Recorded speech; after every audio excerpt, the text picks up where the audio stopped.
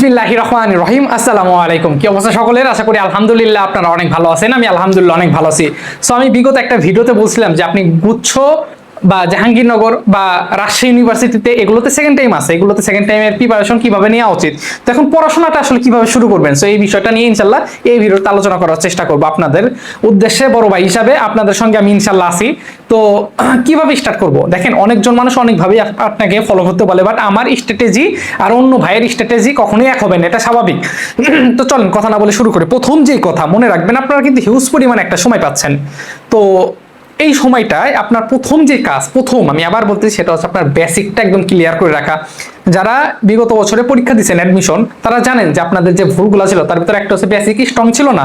3 মাস পরে অ্যাডমিশন আসলে দেওয়াটা এত সম্ভব না, এত শর্টকাট ট্রিক্সে আসলে সম্ভব হয় না যদি আপনার বেসিকটি স্ট্রং না থাকে। তবে বেসিক জিনিসটা কি বোঝায়, বেসিক বলতে কি বোঝায়, তো সেই জিনিসটা একটু বোঝানোর চেষ্টা করি। চলেন তাহলে প্রথমে আমি কি বলছি, 1 নম্বর হচ্ছে বেসিক। দেখেন, সেটা হচ্ছে বেসিক। বেসিক জিনিসটা কি? বেসিকটাকে এইভাবে বলা যায় যে আপনার যে টেক্সট বুক আছে, এই যে আপনারা ধরেন এই বইগুলো কিন্তু আগে থেকে পড়ে আসছেন, তাই না? শাহজাহান তপন স্যারের ফিজিক্স বই, ম্যাথের জন্য অক্ষরপত্র, বা যে কোনো রাইটার হতে পারে, পড়তে পারেন। তো মেইন কথা হচ্ছে আপনার টেক্সট বুকটা একদম শেষ করে ফেলতে হবে। টেক্সট বুকটা একদম শেষ করা হচ্ছে বেসিক বুঝায়, আরো সহজে বুঝায়। ধরেন আপনারা পড়ছেন জড়তার ভ্রামক। কি পড়ছেন? জড়তার ভ্রামক পড়ছেন। যে কোনো একটা দ্বন্দ্ব, এই যে কোনো একটা দ্বন্দ্বের মাঝ বরাবর যদি কোনো একটা অক্ষ যায়, তখন আমাদের জড়তার ভ্রামক কি হয়? আপনি পড়ছেন যে কোনো একটা দ্বন্দ্ব, এইটার এক পাশ দিয়ে যখন যায়, কোনো একটা অক্ষ যায়, তখন আমরা কি হয় আমরা জানি, যখন যায় তখন আই সমান এম এল স্কোয়ার বাই কত 3। এটা কত জানি, আই সমান এম এল স্কোয়ার বাই 12। আপনি এইটুক পর্যন্ত সীমাবদ্ধ বা এইটুক পর্যন্ত জানেন, আপনি জানেন যে চক্রবর্তী ব্যাসার্ধ কি হবে, কিন্তু এইটা কিন্তু আসলে বেসিক হইল না। সরি, আসলে গলায় কি হয়েছে আল্লাহ জানে। যাই হোক, শুনেন, এইটা কিন্তু বেসিক বলে না যে একটা সূত্র পড়লাম আর হয়ে গেল, এত সহজ জিনিস আসবে না। এই সূত্রটা কিভাবে আসছে এইটা আপনাকে জানতে হবে, এটা ডেরিভেটিভ আপনাকে জানতে হবে, সেটা হচ্ছে বেসিক। একদম মেইনে ঢুকতে হবে। বিষয়টাকে আরো সহজে বলি, আপনারা হয়তো বা ম্যাথ এরকম করছেন বা ম্যাথ এরকম করেন, জানেন যে এইটা একটা আমাদের সামান্তরিক আছে। আমরা চিন্তা করলাম সামান্তরিকে এখানে আছে 1 2 -3 4, এখানে আছে 6 7। ধরেন আমি বোঝানোর সুবিধার্থে 6 7 3 4। তো আপনার বলবে যে এইটা সমান কত হবে, এই স্থানাঙ্ক কত হবে।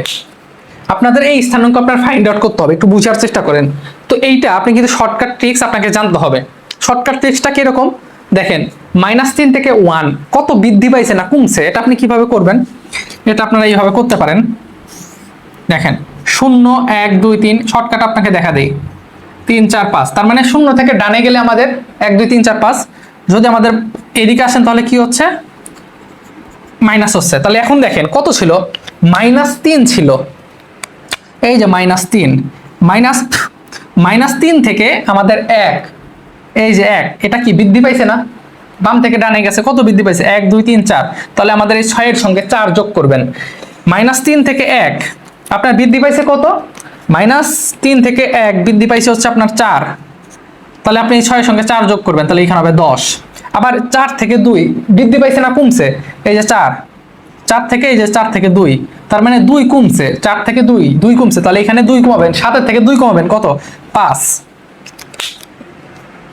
এটা কত হবে, 5। তাহলে 10 আর 5, দেখছেন এটা শর্টকাট।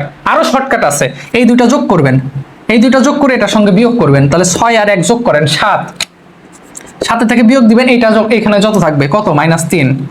দেখেন সমান কত, 10। 7 এর সঙ্গে 2 যোগ করেন কত, 9, বিয়োগ দেন কত, -4, কত আসতেছে আপনার 5। দেখছেন 10 আর 5 কিন্তু। তো এরকম হচ্ছে, এইগুলোকে বলে শর্টকাট ট্রিক্স। আপনার শর্টকাট ট্রিক্স পরে শিখতে হবে, আগে হচ্ছে আপনার বেসিকটা জানতে হবে। তার মানে এই যে সামান্তরিকের এই যে আপনি যে বের করলেন একটা স্থানাঙ্ক, এইটা কিভাবে আসছে এটা ভালোভাবে বোঝা হচ্ছে আপনার বেসিক। তার মানে আপনাকে এখন যেটা করতে হবে সেটা হচ্ছে বেসিকটা খুব পরিমাণে স্ট্রং করতে হবে। একজন সেকেন্ড টাইমার হিসাবে আপনার হিউজ পরিমাণ সময় আছে। তার আগে একটা কথা বলে, আমাকে অনেক স্টুডেন্ট নক দিছিলেন যারা বিগত বছরে কোচিং গুলো করছেন, শর্টকাট ট্রিক শিখছেন, তারা কিন্তু এখন এই সময় এক্সাম ব্যাচ গুলো দিতে পারেন। মানে আপনি একটা অধ্যায় পড়লেন, আমরা রুটিন করে দেবো যে এই দিন এইভাবে পড়বেন, তারপরে এক্সাম দিবেন।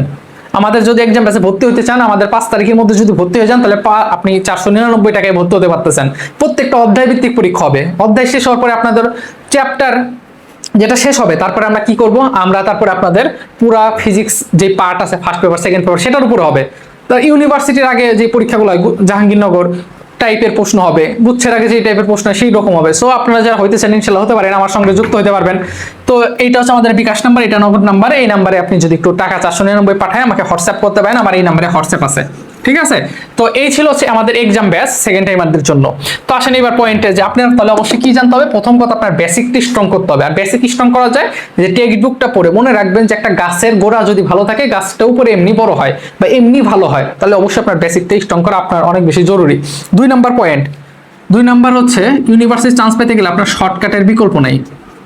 শর্টকাট ট্রিক্স যাই হোক হাতের লেখা এরকম বুঝে নিন। শর্টকাট ট্রিক্সটা কেমন, এই যে আপনাকে দেখালাম। এটা যদি আপনি খাতায় করতে যান 1.5 পেজ লাগবে, প্রত্যেকটা বের করতে, মধ্যবিন্দু বের করতে হবে, এটা সেটা কর্ণ, তাই না। এই শর্টকাট ট্রিক্সও কিন্তু আমি শিখাই ইনশাল্লাহ, এটা পরে আসবে। আপনি জাস্ট এক্সাম বেস আপাতত ক্লিয়ার করেন। এক্সাম বেস হইলে আমার সঙ্গে যোগাযোগ করলে আমি এইগুলো আপনার দিয়ে দিব ইনশাল্লাহ। এগুলো আমার অন্যান্য ব্যাচ থাকে, আমি চাই যে সেকেন্ড টাইম এগুলো আপনারা এর আগে পড়ছেন, আপনার শর্টকাট ট্রিক্স জানতে হবে। কিন্তু বেসিকটি স্ট্রং না করলে শর্টকাট আপনি দিয়ে কাজে আসবে না। কয়টা শর্টকাট দিয়ে করবেন, শর্টকাট কয়টা আপনার মনে থাকবে, বুঝতে পারছেন। তাহলে আপনার বেসিকটি স্ট্রং করা সবার আগে জরুরি। দ্বিতীয় কথা শর্টকাট ট্রিক্স জানতে হবে। 3 নাম্বার আরো বেশি ইম্পর্টেন্ট, সেটা হচ্ছে কি অবশ্যই আপনাকে ক্যালকুলেশন হাতে, তার মানে আপনার অবশ্যই হাতে ক্যালকুলেশনটা শিখতে হবে।